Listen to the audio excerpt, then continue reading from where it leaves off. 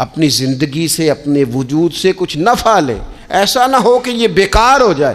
لیکن اگر زندگی صرف اور صرف کھانے پینے میں، لباس پہننے میں اور باتیں کرنے میں لگ جائے تو پھر تو آپ بیکار ہو جائیں گے۔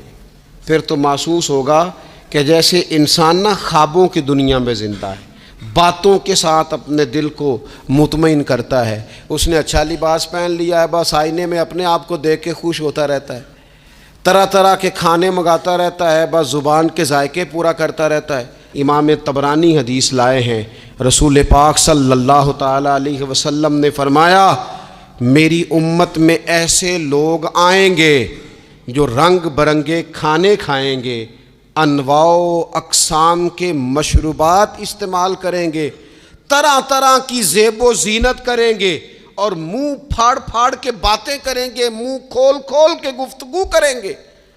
حضور نے پتہ کیا فرمایا؟ فرمایا یہ میری امت کے بدترین لوگ ہیں، یہ بدترین لوگ ہیں جن کا مقصود ہی صرف لباس پہننا ہے، مقصود ہی صرف کھانے کھانا ہے، مقصود ہی منہ کھول کھول کے باتیں کرنی ہے۔ ان لذات میں جو لوگ پوری طرح الجھ گئے، کوئی خیر کا کام ہی نہ کر سکے، کوئی مقصد زندگی کی طرف ہی نہ بڑھ سکے، یہ بدترین لوگ ہیں۔